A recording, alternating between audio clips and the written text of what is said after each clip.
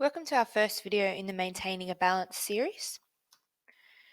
Please refer to this BBC for activities that you will be undertaking after the video. This video is going to identify 3 of the dot points from our HSC biology syllabus for maintaining a balance. We're going to look at the role of enzymes in metabolism, and we're going to look at how they're composed, their chemical composition, and then we're going to use some simple models to describe how they act. We're going to look at pH and the pH scale, and then we're going to carry out a first-hand investigation to see how the activity of enzymes can change depending on some of the factors or variables that we change in a reaction. As you can already see from these 3 dot points, this topic is heavily grounded in lots of scientific meta language. So just make sure that you're carrying out the glossary and flashcard activity at the conclusion of this video.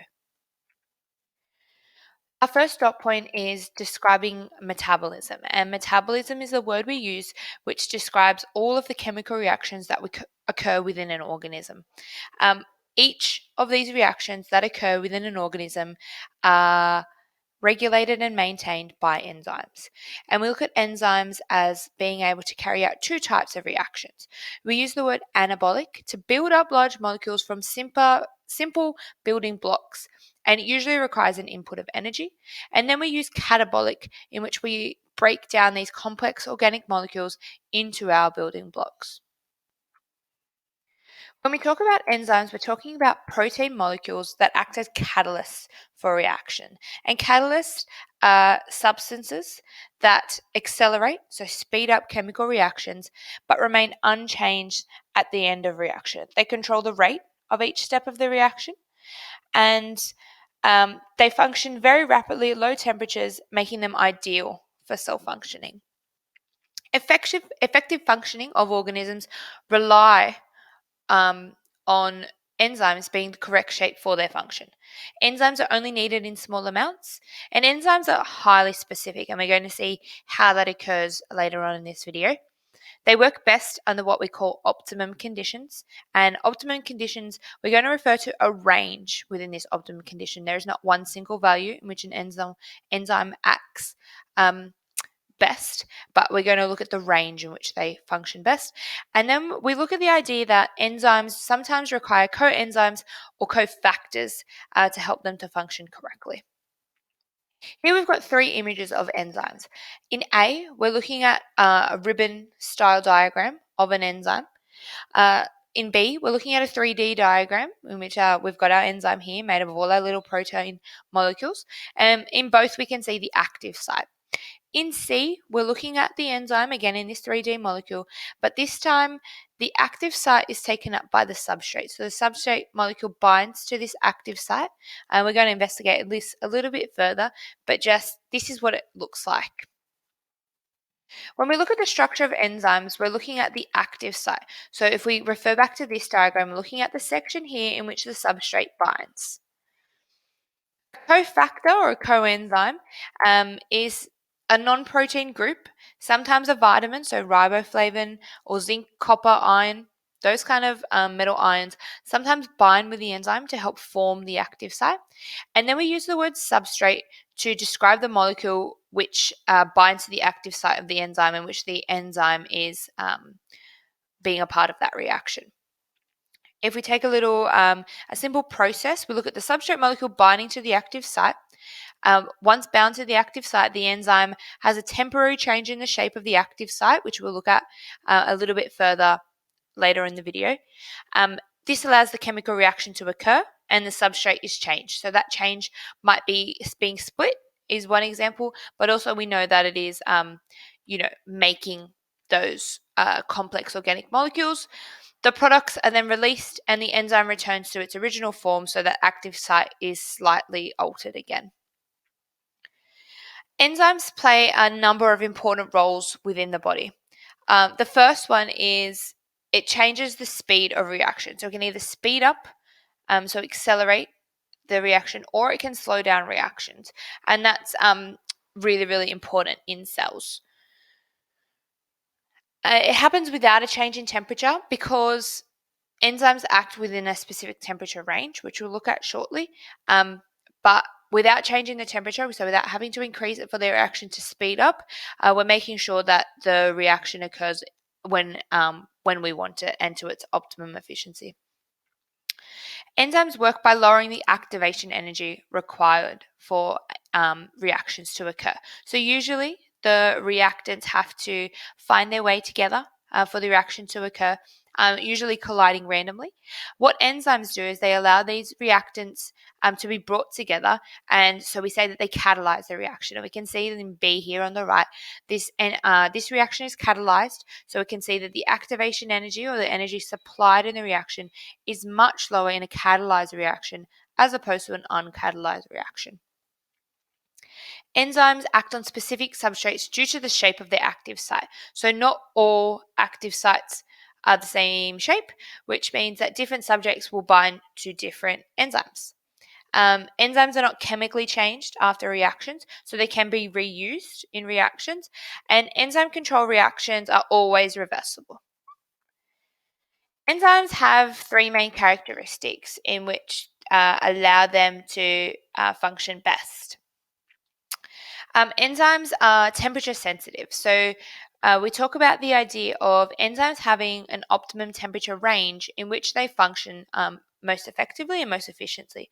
Outside of this range, we say that they denature, so their structure and the shape of their active site change, which mean that they don't function the way they should.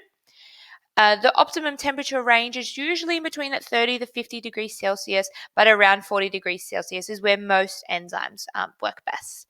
Enzymes are also pH sensitive, so outside the optimum pH levels, again, they denature, they slow down, they stop its functioning. Most enzymes occur best around that pH 7, around that neutral area, but depending on what reactions they're being used in, so the reactions of metabolism will depend on what pH they're best suited for. For example, the enzymes that are function in the digestive tract will have a different pH level in which they function at compared to other enzymes. And then we say that enzymes are substrate specific. Again, the active site will change, is different shapes and sizes in different enzymes, which means that enzymes catalyze particular chemical reactions within the body. We've spoken about pH in that last slide about enzymes being pH sensitive, and we look at pH being on a scale. So we look down here, strong acidity.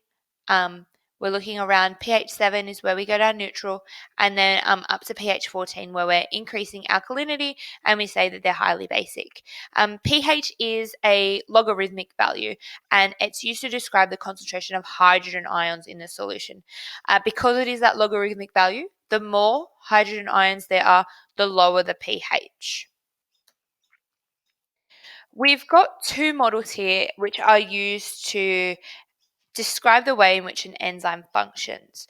A, or the lock and key model, is one that was previously used, but it has been used and accepted, but it had been amended to be termed now the induced fit model as opposed to the lock and key model. Please refer to these diagrams if you need to. So this is one example here. We can see that the active site is one shape at the beginning, middle, and end.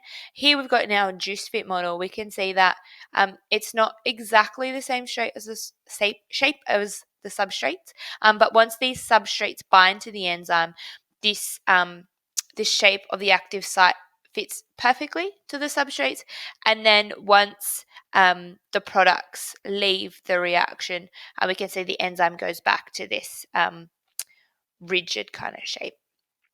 And this is another diagram which you can use to describe both the models. Again, lock and key at the top here, induced fit.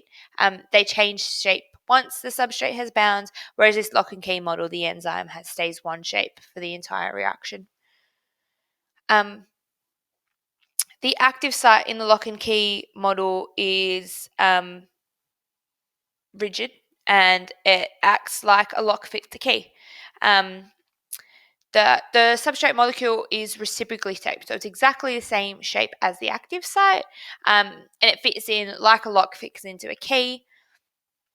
The formation of the complex allows the reaction to occur because it is a catalyst, and then the products of reaction are released. In the induced fit model, the proteins are not rigid, so the binding of a substrate to the active site induces the enzyme to alter its shape slightly, so it fits more tightly around the model. Obviously, again, we're looking at models changing due to new information, and both are somewhat correct, but the lock and key model has been amended to our induced fit model. Enzyme reactions can be described using a few terms, and I've used them a few already in the video. We're looking at efficiency, so the way in which the reaction occurs, so how quickly and the turnover it happens. And effective me is looking at there not having to be a large amount for it to work effectively. So once they're there, the reaction will be effective as such. Only small traces of it are needed. We're looking at the concentration of the substrate affecting the rate of enzyme reactions. So obviously, the more substrate there is, the greater the rate of the enzyme reaction. But this will only work up until a point in which all enzymes are being used. At the point at which all the enzymes available are being used to catalyze the reactions is termed the saturation point. And that means when all enzymes are working at their maximum rate. Increasing the amount of substrate in the reaction will not increase the rate of the reaction. If you wanted to increase the rate of the reaction by adding more